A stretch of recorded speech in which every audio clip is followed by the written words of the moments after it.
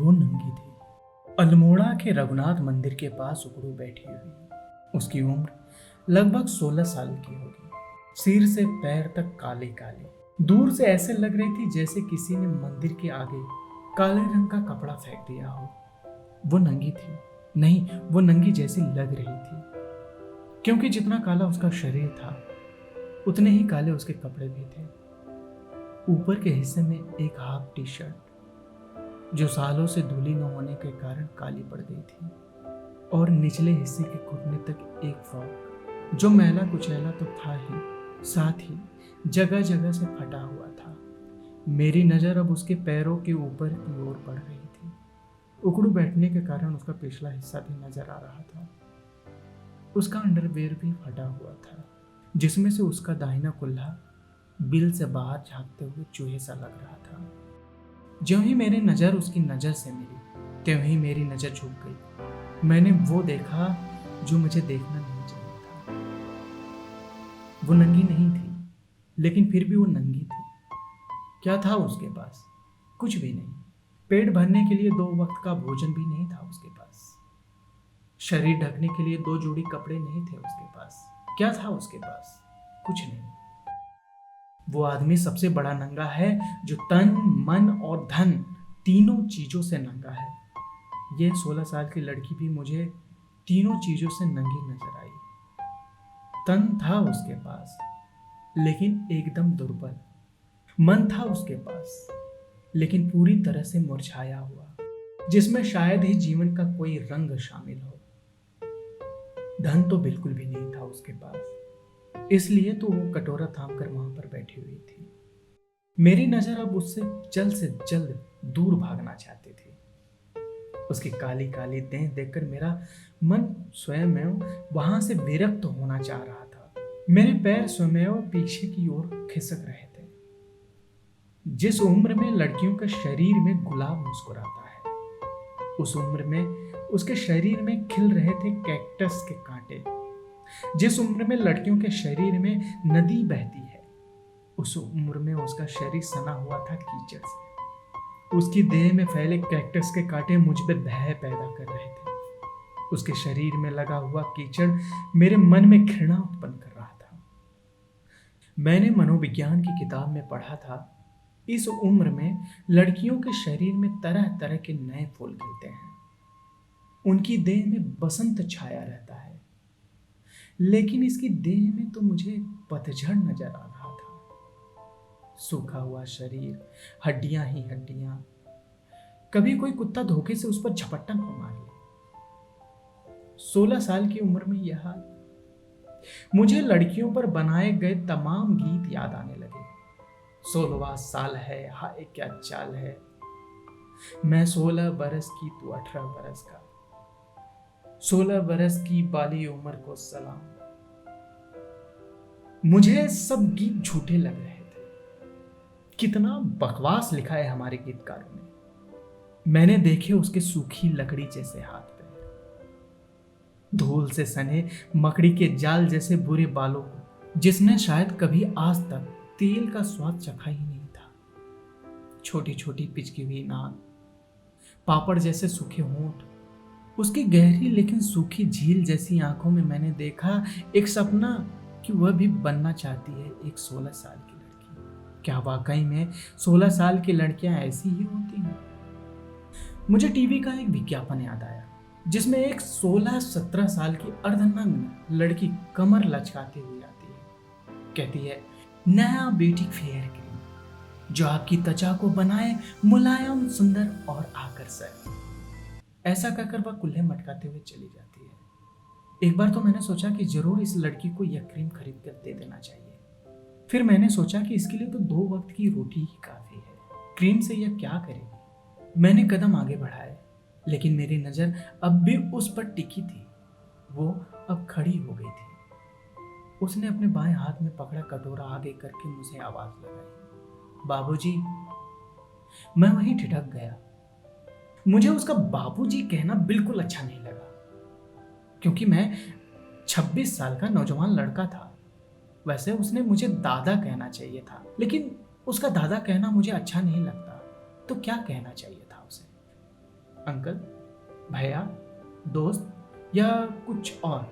खैर, मुझे उसका बाबूजी शब्द बड़ा अजीब लगा और उतनी ही अजीब लगी उसकी आवाज। उस अजीब आवाज में थी एक पीड़ा, ऐसी पीड़ा जो एक बच्चे को होती है उसका खिलौना छीन लेने पर, ऐसी पीड़ा जो एक खच्चर को होती है उसके पीठ पर कुंतलों बोझ लाद दिए जाने पर, ऐसी पीड़ा जो एक बकरे को होती है उसकी बलि देते समय।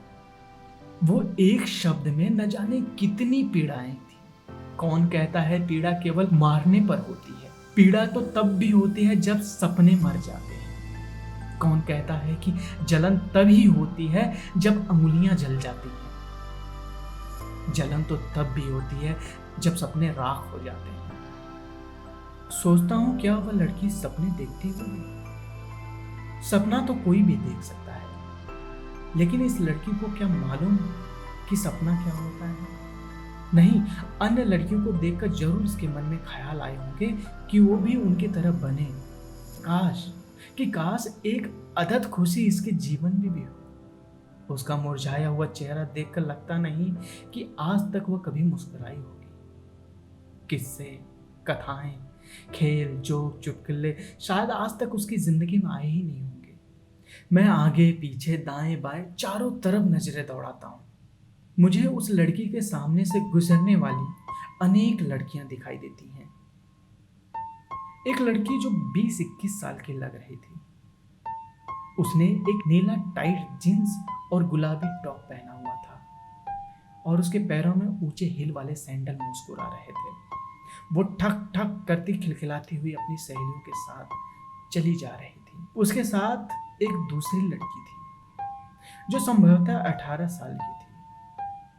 उसके निचले हिस्से में एक हाफ जींस पहना हुआ था और ऊपर एक जालीदार टॉप जिसके भीतर गहरी लाल रंग की ब्रा उसकी सुंदरता को और अधिक बढ़ा रही थी। उसके साथ 2 और लड़कियां थीं, जिनमें से एक ने रंग बेरंगा सूट पहना हुआ था और दूसरी ने जींस और कमीज पहनी हुई थी। दूसरी वाली लड़की ने कमीज के बटन खोले हुए थे, जिस कारण चलते समय उसके अंतः वस्त्रों के भीतर हलचल पैदा हो रही थी, जो साफ नजर आ रही थी। उस हलचल में इतनी पावर थी कि वो बाजार में चलने वाले लड़कों ही नहीं वरन बड़े बुजुर्गों के शरीर, मन, विचारों में खलबली मचा दे। मेरे मन में भी खलबली हुई। 16 साल की लड़की में खोया हुआ मेरा मन खूबसूरत लड़कियों के रूप के जाल में उलझ गया। उन लड़कियों के आगे बढ़ जाने के बाद मैंने इधर उधर नजर दौड़ाई। मन ने कहा कि क्यों ना खूबसूरती का आनंद लिया जाए और इनके पीछे पीछे चला जाए। दरअसल में आदमी बाहर से कितना भी महान बनने की कोशिश करे, लेकिन भीतर से वो नंगा ही होता है।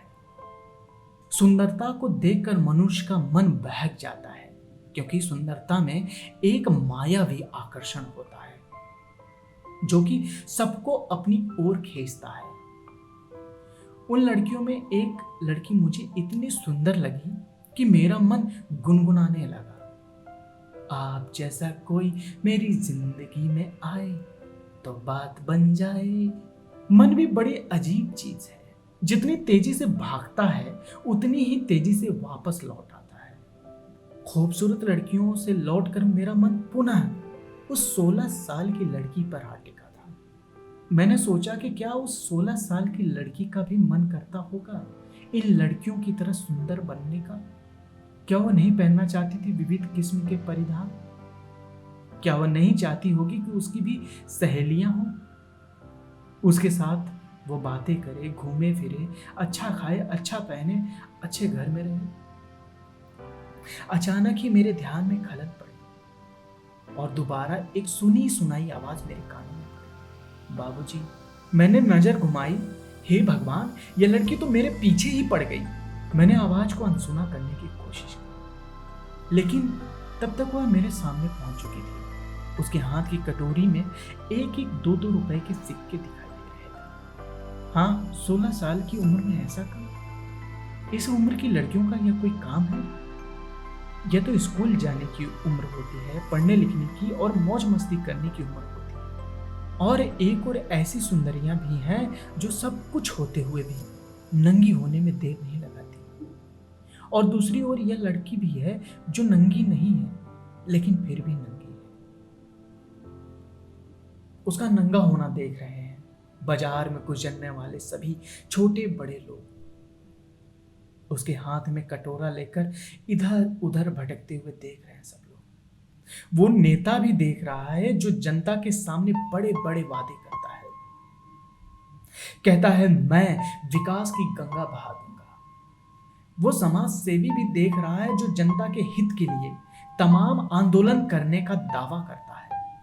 वो बुद्धिजीवी भी देख रहा है जो जहां तहां सिद्धांतों की लाइन लगा देता है।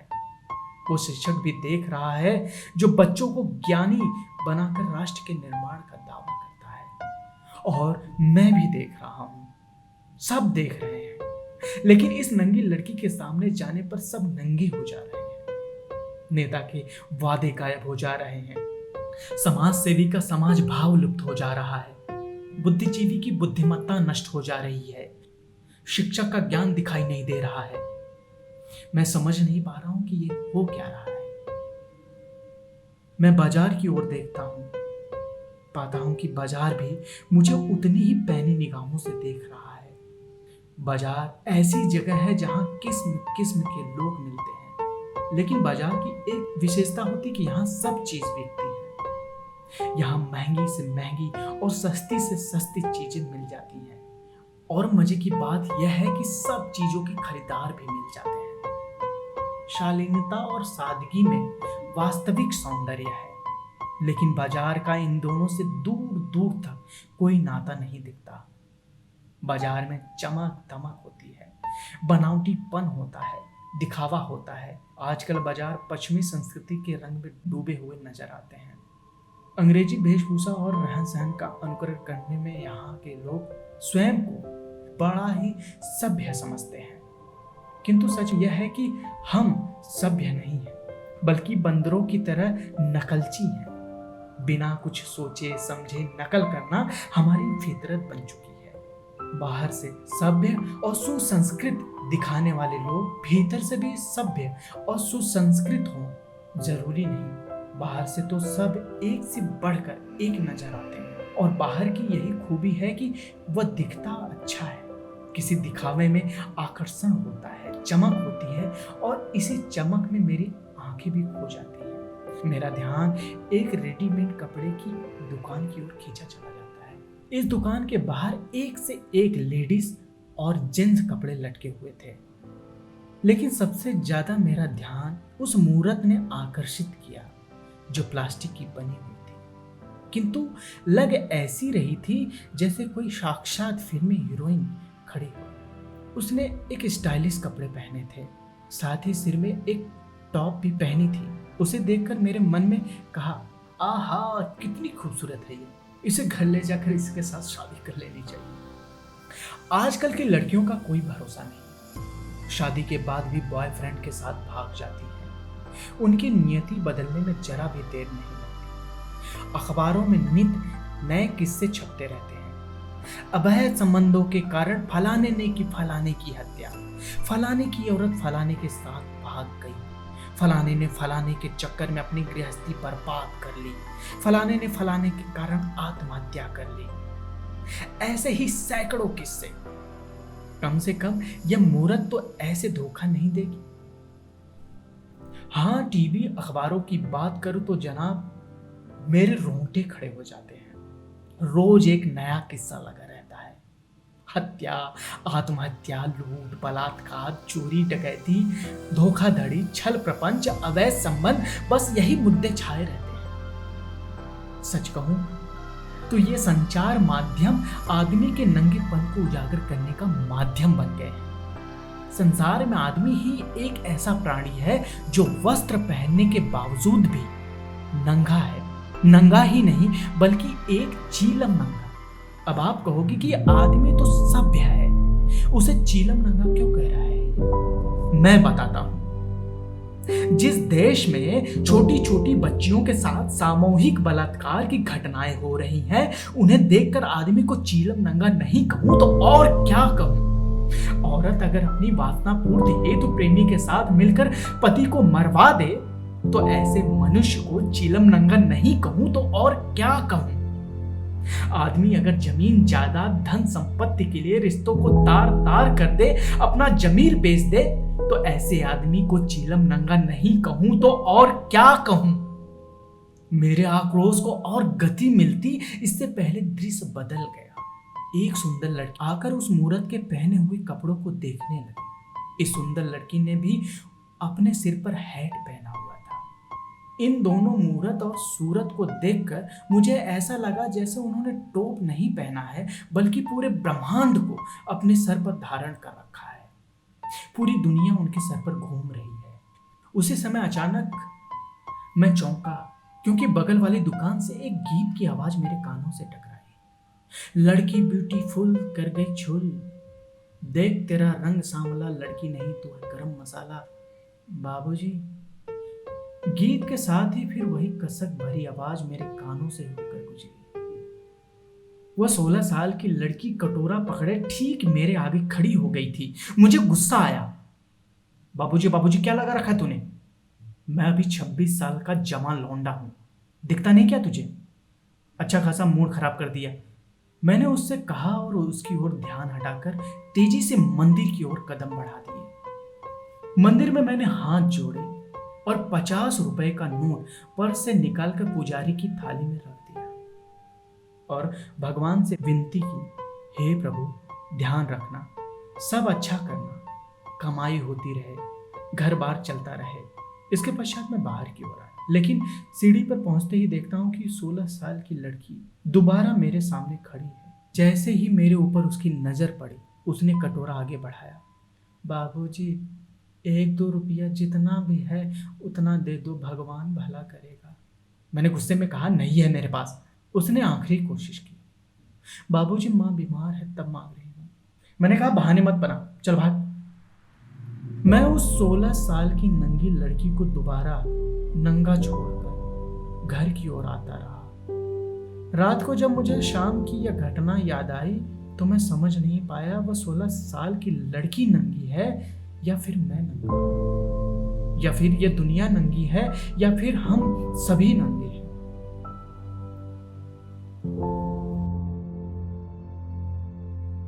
अभी आप सुन रहे थे कहानी 16 साल की नंगी लड़की।